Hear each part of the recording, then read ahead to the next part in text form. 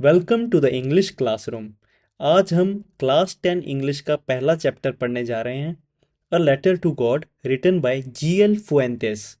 ये चैप्टर छोटा है लेकिन इसमें फेथ, ब्लाइंड बिलीफ और ह्यूमन काइंडनेस जैसे बहुत इंपॉर्टेंट आइडियाज छुपे हैं। तो चलिए पहले ऑथर के बारे में थोड़ा जान लेते हैं। इस चैप्टर के ऑथर हैं G.L. फुएंतेस।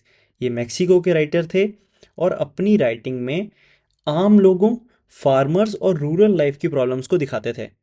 A letter to God भी एक सिंपल किसान की कहानी है जिसमें फेथ और ह्यूमन नेचर को बहुत सिंपल लैंग्वेज में बताया गया है।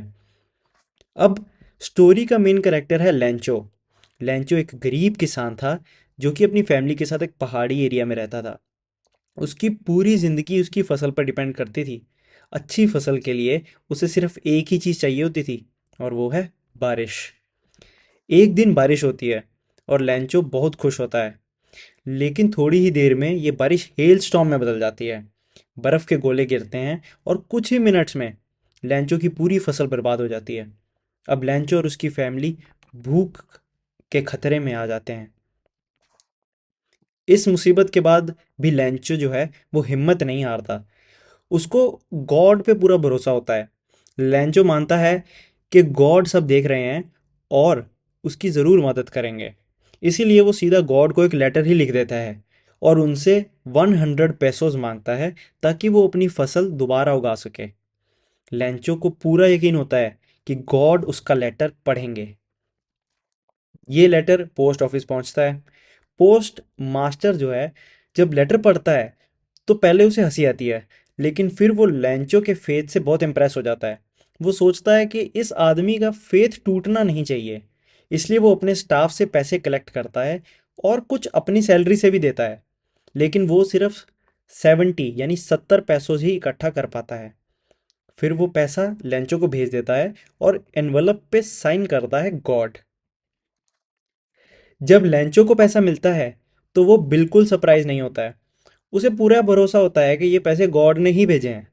लेकिन जब वो पैसे गिनता है तो उसे सिर्फ 70 पैसों मिलते हैं, जबकि उसने 100 पैसों मांगे थे, यानी 100 पैसों। लेंचो गुस्सा हो जाता है, लेकिन गॉड पर नहीं बल्कि पोस्ट ऑफिस के एम्प्लॉयज पर। वो उन्हें क्रुक्स बोलता है, यानी चोर, और गॉड को एक और लेटर लिख देता है जिसमें वो बाकी के 30 पैसों मांगता है और गॉड को वार्न करता है कि पैसे पोस्ट ऑफिस के थ्रू ना भेजें। तो ये थी कहानी। अब इस कहानी के थीम्स जान लेते हैं। तो सबसे बड़ा जो इसका थीम है वो है आयरनी, जो कि इस स्टोरी का सबसे ज़्यादा इंपॉर्टेंट थीम है। जिन लोगों ने लैंचो की मदद की वही लोग उसकी नज़र में चोर बन जाते हैं। रीडर्स जानते हैं कि पैसा इंसानों ने दिया है, लेकिन लैंचो सिर्फ गॉड को क्रेडिट देता है। इसे हम कहते हैं सिचुएशनल आयरनी। साथ ही साथ हमें ह्यूमन काइंडनेस का भी एक थीम यहाँ पे दिखता है, जो कि पोस्ट मास्टर के थ्रू हमें नज़र आता है। अगले थीम की हम बात करें तो वो है फेथ और ब्लाइंड फेथ, या हम इसे फेथ वर्सेस ब्लाइंड फेथ भी बोल सकते हैं। स्टोरी हमें फेथ और ब्लाइंड फेथ के बीच में डिफरेंस समझाती है। फेथ अच्छी चीज़ है, लेकिन जब फेथ लॉजिक को इग्नोर कर देता है तो वो ब्लाइंड फेथ बन जाता है। लैंचो का फेथ सिंसियर है, लेकिन वो रियलिटी को समझ नहीं पाता। कैरेक्टर्स की बात करें तो लैंचो जो है वो एक हार्ड वर्किंग और डीपली रिलीजियस आदमी है। वो इनोसेंट है लेकिन थोड़ा रिजिड भी है। उसका फेथ बहुत स्ट्रांग है, लेकिन उसमें क्वेश्चनिंग पावर नहीं है बिल्कुल भी। अब हम बात करते हैं पोस्ट मास्टर की। पोस्ट मास्टर स्टोरी का सबसे पॉजिटिव कैरेक्टर है। वो बिना किसी पर्सनल फायदे के लैंचो की मदद करता है। वो ह्यूमन काइंडनेस को रिप्रेजेंट करता है, जैसा कि हमने थीम्स में भी देखा था।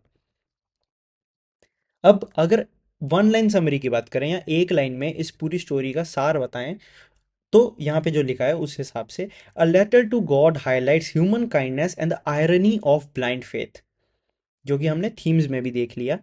और मॉरल मैसेज की बात करें या मॉरल ऑफ द स्टोरी की बात करें तो फेथ बहुत पावरफुल होता है, लेकिन ब्लाइंड फेथ मिसअंडरस्टैंडिंग लाता है।